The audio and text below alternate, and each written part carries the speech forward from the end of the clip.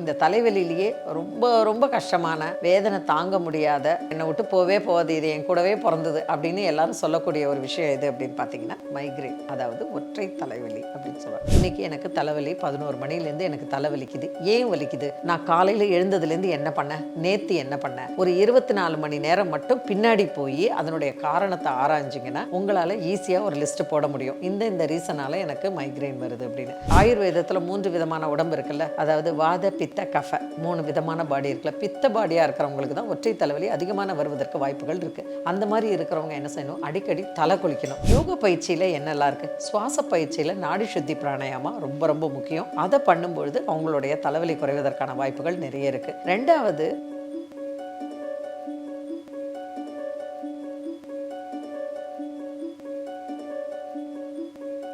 Health cafe நேயர்களுக்கு வணக்கம். யோக புவனத்திலிருந்து டாக்டர் புவனேஸ்வரி. பொதுவாக காலையிலேருந்து சாயங்காலம் வரைக்கும் வாழ்க்கையில் நம்ம ஓடிக்கிட்டே தான் இருக்கோம்.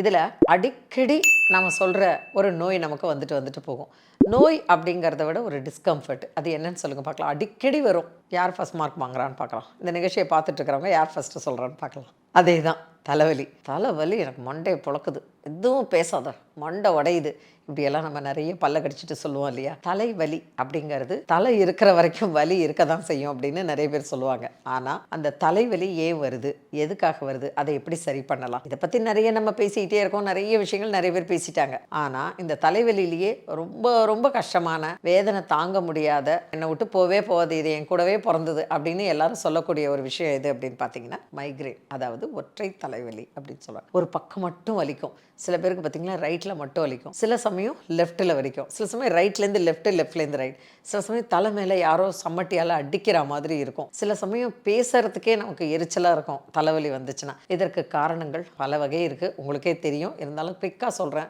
ரொம்ப வெயிலில் போனால் தலைவலி வரும், ஜில்லுன்னு ஏதாவது சாப்பிட்டா தலைவலி வரும், 2 வேளை சாப்பிடாம தொடர்ந்து இருந்தால் தலைவலி வரும், அழுதா தலைவலி வரும், கோபம் வந்தால் சில பேருக்கு தலைவலி, ஒற்றை தலைவலி. இந்த ஒற்றை தலைவலி அப்படிங்கிறது பல ரீசன்களால் வர்றது. என்னென்னா, இப்போது டீஹைட்ரேட் ஆயிடுச்சு, பாடி உடம்புல நீர் சத்து இல்லைன்னா வரும். அதே மாதிரி பார்த்தீங்கன்னா, உங்களுடைய பரம்பரையில் அம்மாக்கோ அப்பாவுக்கோ யாருக்காவது தலைவலி இருக்குது அப்படின்னா உங்களுக்கும் வருவதற்கான வாய்ப்புகள் இருக்குது. இப்படியெல்லாம் நிறைய நம்ம பேசிக்கிட்டே போகலாம். ஏன் வருது, எப்படி வருது, யார் யாருக்கெல்லாம் வருதுன்னு. சரி, வந்தாச்சு, இப்படி இருக்குது, அதோட வாழறேன், என்ன தீர்வு அதை சொல்லுங்க முதல்ல நினைக்கிறோம் இல்லையா. அதுதான் இப்போ என்ன தீர்வு அதுக்கு அப்படின்னா, முதல்ல உங்களுக்கு எதனால் தலைவலி வருது அப்படிங்கிறத ரிகலெக்ட் பண்ணுங்க. ரிகலெக்ட் அப்படிங்கிறது என்ன அப்படின்னு பார்த்தீங்கன்னா, இன்னைக்கு எனக்கு தலைவலி 11 மணிலேருந்து எனக்கு தலைவலிக்குது. ஏன் வலிக்குது? நான் காலையில் எழுந்ததுலேருந்து என்ன பண்ணேன், நேற்று என்ன பண்ணேன், ஒரு 24 மணி நேரம் மட்டும் பின்னாடி போய் அதனுடைய காரணத்தை ஆராய்ஞ்சிங்கன்னா உங்களால் ஈஸியாக ஒரு லிஸ்ட்டு போட முடியும். இந்த ரீசனால் எனக்கு மைக்ரேன் வருது அப்படின்னு. அதை சரி பண்ணுறதுக்கு என்ன செய்யலாம் அப்படின்னா 3 முக்கியமான விஷயம். நம்பர் 1, தூக்கமும் தண்ணியும். நல்லா தூங்கணும், நிறைய தண்ணி குடிக்கணும். இதுதான் நம்பர் 1. நம்பர் 2, உங்களுக்கு ஒவ்வாத ஆனால் டேஸ்டான, புரிஞ்சுக்கோங்க, உங்களுக்கு ஒத்துக்காது ஆனால் உங்களுக்கு ரொம்ப பிடிச்ச சாப்பாடு, அதை நான் சாப்பிட்றேன், எனக்கு ஒத்துக்காதுன்னு தெரியும், இருந்தாலும் எனக்கு அந்த டேஸ்ட்டு பிடிச்சிருக்கு, சாப்பிட்றேன் அப்படிங்கிறதுனால வரக்கூடிய பிரச்சனைகள். வயிறில் மலச்சிக்கலும், வயிறு டைஜஸ்ட் ஆகாமல் வயிற்றில் பிரச்சனை இருந்தாலும் அது தலைவலியாக எதிரொலிக்கும். ஸோ இது 2வது ரீசன், உணவினால் வரக்கூடியது அப்படிங்கிறது. 3வது ரொம்ப ரொம்ப அதிமுக்கியமான ரீசன் எது அப்படின்னு பார்த்தீங்கன்னா, உங்களுடைய உடம்பில் பிளட் சர்க்குலேஷன், அதுவும் எஸ்பெஷலி தலைக்கு பிளட் சர்க்குலேஷனே இல்லாமல் இருக்கிறது. மூளை சீக்கிரமாக சூடாகக்கூடியது. அதாவது நம்மளுடைய தலை கபாலம் அப்படிங்கிற ஓட்டுக்குள்ளார அந்த மூளை ரொம்ப பத்திரமாக இருக்குது. ஒரு வித தண்ணியில் மிதந்துட்டுருக்கு அந்த மூளை. அந்த மூளையினுடைய சூடு ஜாஸ்தி ஆச்சுன்னா உடனே வைப்ரேட் ஆகும், இந்த இடம்லாம் வைப்ரேட் ஆகும். அந்த மூளை சூடாகாமல் இருக்கணும் அப்படின்னா என்ன, அந்த காலத்தில் வாரம் எண்ணெய் தேய்ச்சி குளிப்பாங்க. இப்போ அந்த பழக்கமே கிடையாது யாருக்குமே, எண்ணெய் தேய்ச்சி குளிக்கிற பழக்கமே, ஏன் டெய்லி தலையில் எண்ணெய் வச்சுக்கிற பழக்கமே யாருக்குமே கிடையாது. ஆனால் தலையில் ஏன் எண்ணெய் வச்சுக்கிறோம் அப்படின்னா, அந்த சூட்டை குறைக்கிறதுக்கு தான் நம்ம எண்ணெய் வச்சுக்கிறோம். ஸோ அடிக்கடி தலைவலி வர்றவங்க அவங்க பித்த உடம்பாக, ஆயுர்வேதத்தில் 3 விதமான உடம்பு இருக்குல்ல, அதாவது வாத பித்த கஃப 3 விதமான பாடி இருக்குல்ல. பித்த பாடியாக இருக்கிறவங்களுக்கு தான் ஒற்றை தலைவலி அதிகமான வருவதற்கு வாய்ப்புகள் இருக்குது. அந்த மாதிரி இருக்கிறவங்க என்ன செய்யணும், அடிக்கடி தலை குளிக்கணும். தலை குளிச்சாலே அந்த தலையினுடைய சூடு குறைஞ்சாலே அவங்களுக்கு அது சரியாகும். யோக பயிற்சியில் என்னெல்லாம் இருக்குது, சுவாச பயிற்சியில் நாடி சுத்தி பிராணாயாமா ரொம்ப ரொம்ப முக்கியம். அதை பண்ணும்பொழுது அவங்களுடைய தலைவலி குறைவதற்கான வாய்ப்புகள் நிறைய இருக்குது. 2வது ரொம்ப முக்கியமாக சொல்லக்கூடியது யோக பயிற்சியில் ஆசன பயிற்சிகள். ஆசன பயிற்சியில் அதாவது வஜ்ராசனம், தர்மிகாசனம், சுப்த வஜ்ராசனம், உஷ்ட்ராசனம், தனுராசனம், இதில் எல்லாம் தலைவலி போகிறதுக்கான வாய்ப்புகள் நிறைய இருக்குது. இதை வந்து எவ்வளோக்கு எவ்வளோ நீங்கள் சரியான ஒரு குருவை வச்சுட்டு பயிற்சி பண்ணுறீங்களோ அவ்வளோக்கு எவ்வளோ உங்களுக்கு ஈஸியாக உங்களோட தலைவலி போகும். தலைவலி குறைய ஆரம்பிக்கும், அப்புறம் ஒரு கட்டத்தில் போயிடும். ஏன்னா தலைக்கு பிளட் சர்க்குலேஷன் இன்க்ரீஸ் ஆகணும், அது ரொம்ப இம்பார்ட்டன்ட். அதே மாதிரி எதாக இருந்தாலும் அடிக்கடி மாத்திரையை போட்டுக்கிற பேர் வழியாக இருந்தால் தயவு செஞ்சு அதை நிறுத்துங்க. மாத்திரை இல்லாமல் எப்படி சரி பண்ணுறது அப்படிங்கிறத பாருங்கள். சரி, ஆசன பயிற்சியில் டைரெக்டாக இருந்து கற்றுக்கக்கூடிய ஆசனங்கள், பட் தெர் இஸ் ஆசனம் இருக்குது அப்படிங்கிறத நான் உங்களுக்கு சொல்லிட்டேன் அவேர்னஸ்க்காக. முத்திரை பயிற்சியில் என்ன இருக்குது? இப்போது ஆசன பயிற்சி தான் டைரெக்டாக ஒரு டீச்சரை வச்சுக்க. முத்திரை பயிற்சி இப்போ நான் சொல்லும்போது அதை நீங்கள் புரிஞ்சுக்கிட்டிங்கன்னா அதை ஈஸியாக செய்யலாம். என்னென்ன முத்திரை பயிற்சிகள் இருக்குது நம்ம மைக்ரேன் போகிறதுக்கு வாங்க பார்க்கலாம். இப்போ நம்ம பார்க்க போகிறது மகசீர் முத்ரா அப்படிங்கிறது. எஞ்சான் உடம்புக்கு சிரசை பிரதானம் அப்படின்னு சொல்லுவாங்க. இந்த உடம்பில் இருக்கக்கூடிய அத்தனை விஷயங்களும் நம்மளுடைய மூளையினுடைய கட்டுப்பாட்டில் தான் இயங்கிட்டுருக்கு. அந்த மூளையை ரிலாக்ஸ்டாக, அதுக்கு நிறைய ஆக்சிஜன் போகிறதுக்கு நீங்கள் சுவாச பயிற்சி, நாடி சுத்தியும் ஆசன பயிற்சியும் செய்யலாம். ஆனால் முத்திரை பயிற்சிங்கிறது மகசீர் முத்ரா, அதாவது நம்மளுடைய உடலுடைய நிலையை சீராக வச்சுக்கிறதுக்கு என்ன பண்ணணும்? இப்படி கையை வச்சுக்கோங்க. இந்த ரிங் ஃபிங்கர், அதாவது மோதிர விரல் இருக்கு இல்லையா, அதை மடக்கிக்கோங்க. இந்த 3 விரலையும் இப்படி சேர்த்துக்கோங்க. அவ்வளோதான். இதுதாங்க மகசீர் முத்ராங்கிறது. அதாவது இந்த விரல் இப்படி மூடி இருக்கணும், இந்த விரல், இந்த மோதிர விரல் உள்ளங்கைகளை நோக்கி இருக்கணும், இந்த ஆட்காட்டி விரல், நடுவிரல், கட்டை விரல், இது 3த்தையும் இப்படி வச்சுக்கோங்க. இப்படி வச்சுக்கிட்டிங்கன்னா இதுக்கு பேர் மகசீர் முத்ரான்னு பேர்.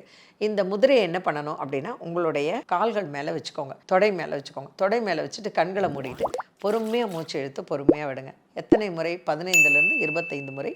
இது வந்து தீர்க்க சுவாச பிராணாயாமா. எவ்வளோக்கு எவ்வளோ தீர்க்கமாக சுவாசம் பண்ணுறீங்களோ அவ்வளோக்கு அவ்வளோ. ஸோ இப்படி வச்சுட்டு உங்களுடைய தொடை மேலே கைகளை வச்சுக்கிட்டு நல்ல மூச்சை பொறுமையாக இழுத்து விடுங்க.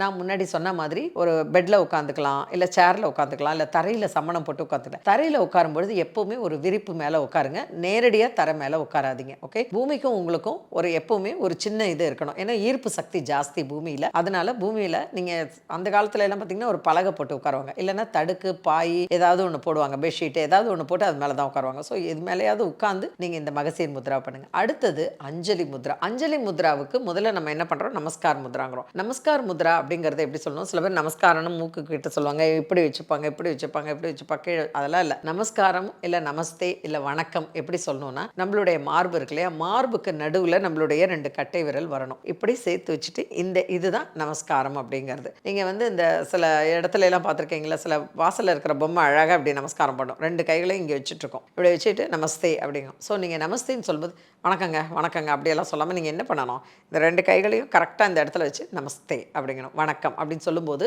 அதில் ஒரு அழகு, அதில் ஒரு பர்ஃபெக்ஷன் இருக்கும் அந்த முதிரையில். இந்த நமஸ்கார் முத்ராவை அப்படியே தலையை மேலே தூக்கி உங்களோட உச்சம் தலை மேலே அப்படி வச்சிங்கன்னா இதுக்கு பேர் கைலாஷ் முத்ரான்னு பேர். அதை அப்படியே கையை மேலே தூக்குனீங்கன்னா அதுக்கு பேர் அஞ்சலி முத்ரா. பட் இந்த கைலாஷ் முத்ரா, இந்த கைலாஷ் முத்ராவை உங்கள் தலைக்கு மேலே வச்சு கண்களை மூடிக்கிட்டு ஒரு விரிப்புலையோ இல்லை கட்டிலையோ இல்லை சேர்லையோ கம்ஃபர்டபுளாக உட்காந்துட்டு காலை மடக்கணும்னா மடக்கிக்கலாம், இல்லை நீட்டிக்கணும்னா நீட்டிக்கலாம். அந்த மாதிரி நீட்டிட்டு நீங்கள் என்ன பண்ணுங்கன்னா இந்த மாதிரி முதல்ல நான் சொன்ன மகசீர் முத்ராவையும் இந்த கைலாஷ் முத்ராவையும் ப்ராக்டிஸ் பண்ணுங்க. இந்த கைலாஷ் முத்ரா பண்ண பண்ண என்ன ஆகும் அப்படின்னு பார்த்தீங்கன்னா உங்களுடைய உச்சந்தலையில் இருக்கக்கூடிய சூடு வந்து குறைய ஆரம்பிக்கும், இறங்க ஆரம்பிக்கும். அது மட்டும் இல்லாமல் உங்களோட கைகளை மேலே தூக்கிட்டு தலை மேலே வைக்கும்போது தலைக்கு பிளட் சர்க்குலேஷன் இன்க்ரீஸ் ஆகும். கைகளை அது மேலே வச்சு இந்த இடத்துல ஒரு ப்ரெஷரை உருவாக்கும் போது இந்த இடத்துல உங்களுடைய சூடு குறைஞ்சி இங்கே வந்து நிறைய பிளட் சர்க்குலேஷன் இன்க்ரீஸ் ஆகும். இந்த பிளட் சர்க்குலேஷன் அப்படியே முகத்துக்கு வந்து உங்களுடைய தலைவலி அப்படியே குறையும். இது முக்கியமான ஒரு முத்ரா வந்து இந்த கைலாஷ் முத்ரா. ஸோ இந்த கைலாஷ் முத்ராவை நீங்கள் தினமும் காலையில் 4 to 6, சாயங்காலம் 4 to 6 இந்த நேரத்தில் பயிற்சி பண்ணலாம். பூஜை ரூம் முன்னாடி உட்காந்து பயிற்சி பண்ணலாம். இல்லை யாராவது என்னடா தலைக்கு மேலே கை வச்சுட்ருக்காங்கன்னு யாராவது பார்த்து ஏதாவது சொல்லுவாங்க, இல்லை எனக்கு ஒரு மாதிரியே இருக்கும் அப்படின்னா நீங்கள் ரூம்குள்ளே உட்காந்து ப்ராக்டிஸ் பண்ணலாம். காலையில் பால்கனியில் எல்லாரும் எழுந்துக்கிறதுக்கு முன்னாடி பால்கனியில் உட்காந்து இந்த பயிற்சி பண்ணலாம். இந்த பயிற்சியெல்லாம் முதிரை பயிற்சியெல்லாம் பண்ணுறதுக்கு முன்னாடி சாதாரணமாக நீங்கள் தியான முதிரையில் உட்காந்து 15லேருந்து 25 நிமிடம் நீங்கள் தீர்க்க சுவாச பிராணாயாமா பண்ணுங்க. உங்களோட சுவாசத்தை எப்பவுமே ஒரு சமநிலைக்கு கொண்டு வந்துட்டு அதுக்கப்புறமா யோக பயிற்சி, அதாவது ஆசன பயிற்சி, அதுக்கப்புறம் தியான பயிற்சி, அதுக்கப்புறம் முதிரை பயிற்சி, இதெல்லாம் பண்ணீங்கன்னா உங்களுடைய அந்த எனர்ஜி லெவல் அப்படிங்கிறது ஒரு மாதிரி சமனப்படுத்தப்பட்டு you will have lot of energy. அதாவது அந்த எனர்ஜி வந்து கிராப் பண்ணிக்கலாம், அந்த எனர்ஜி வந்து குவிக்கப்பட்டு நமக்குள்ளார இருக்கும். அது இல்லாத நீங்கள் கண்ணை திறந்துக்கிட்டு மாற்றி மாற்றி இதெல்லாம் பண்ணிக்கிட்டு எனக்கு வந்து மூச்சு பயிற்சி தாங்க பேஸ். அதை தான் முதல்ல பண்ணணும். உங்களோட சுவாசத்தை சீராக்கி அதுக்கு அப்புறமா ஆசன பயிற்சி, அதுக்கப்புறமா முத்ரா பயிற்சி, அதுக்கப்புறம் தியான பயிற்சி, அப்புறம் ரிலாக்ஸேஷன், அப்புறம் உணவு கட்டுப்பாடு. இது எல்லாமே அழகாக சீராக இந்த 5 சீராக வந்ததுன்னு வச்சுக்கோங்களேன், உங்கள் உடம்பு நிஜமாக சொல்கிறேன் தங்கம் போல பளபளக்கும், அதாவது வைரம் போல மிளிரும். நம்ம என்றைக்குமே நல்லதே நினைப்போம், நல்லதே செய்வோம். நல்லதை நினைச்சீங்கன்னா நல்லது வரும். ஏன்னா அதை நோக்கி உங்களுடைய சிந்தனை போகும்போது அது கவரப்படுகிறது, உங்களை நோக்கி அது அட்ராக்ட் ஆகுது. இது நடந்துருமோ, இப்படி ஆயிடுமோ, அவங்க என்ன இப்படி சொல்லிடுவாங்களோ, எனக்கு இப்படி ஆயிடுமோ நினைக்க நினைக்க அதை நோக்கி, அந்த நெகட்டிவிட்டியை நோக்கி நீங்கள் கவரப்படுறீங்க. ஸோ அது உங்களை நோக்கி வரும். அதனால எப்பவுமே உங்கள் உடம்புல ஏதாவது பிரச்சனை அப்படின்னா வலியோடு வாழ பழகாதீங்க. வலியை வெளியில் தூக்கி போட்டுட்டு சுகமாக இருக்கிறதுக்கு என்ன வழின்னு பாருங்கள். இப்போது பலவிதமான மருத்துவ முறைகள் இருக்குது. நீங்கள் ட்ரை பண்ணி பார்க்கலாம். என்னென்ன மருத்துவ முறை ட்ரை பண்ணும்போது உங்கள் மனசுக்கு, உங்கள் இன்ட்யூஷனுக்கு அது சொல்லும், அது ரொம்ப நல்லா இருக்குது, இந்த மருத்துவ முறைகளில் இந்த முறை எனக்கு நல்லா இருக்குது, இதில் எனக்கு குணம் தெரியுது அப்படிங்கும்போது அதை கெட்டியாக பிடிச்சிக்கோங்க.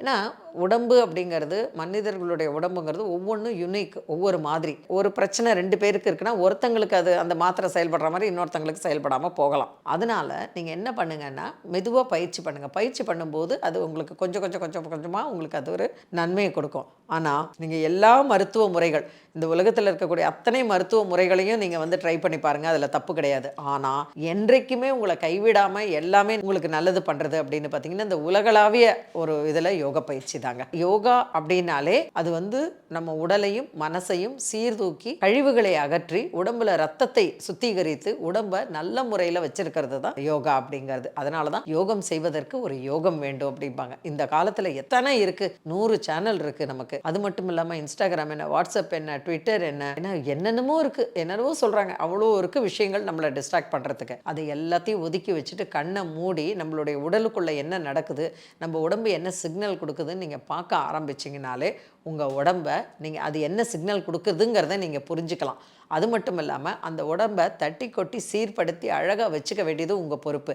காஸ்ட்லி ட்ரெஸ் வாங்கி போடுறது மட்டும் பெரிய விஷயம் கிடையாது. காஸ்ட்லி ட்ரெஸ்ஸுக்குள்ளே இருக்கக்கூடிய உடம்பு இருக்குது பார்த்தீங்களா, அது ஆரோக்கியமாக இருந்தால் மட்டும்தான் நல்லாயிருக்கும். அதனால் உடலையும் மனதையும் உறுதி செய்வதற்கு யோக பயிற்சி, முத்திரை பயிற்சி, தியான பயிற்சி, சுவாச பயிற்சி, இது எல்லாமே உங்களுக்கு ரொம்ப ரொம்ப முக்கியம் அப்படிங்கிறத திரும்ப திரும்ப நான் சொல்கிறேன். தயவு செய்து உடம்பை நல்லா வச்சுக்கிறதுக்கு ஏதாவது ஒரு பயிற்சி பண்ணுங்கள். 24 மணி நேரத்தில் 1 மணி நேரம் உங்களுக்காக நீங்கள் பயிற்சி செய்யுங்க. நிச்சயமாக அந்த உடம்பு புடம் போட்ட தங்கம் மாதிரி பளிச்சுன்னு இருக்கும்.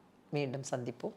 நன்றி, வணக்கம். இந்த வீடியோ உங்களுக்கு பிடிச்சிருந்தா லைக் பண்ணுங்க, ஷேர் பண்ணுங்க, கமெண்ட் பண்ணுங்க. மறக்காம ஹெல்த் கஃபே தமிழ் சேனலை சப்ஸ்கிரைப் பண்ணிட்டு பெல் பட்டனை கிளிக் பண்ணிடுங்க.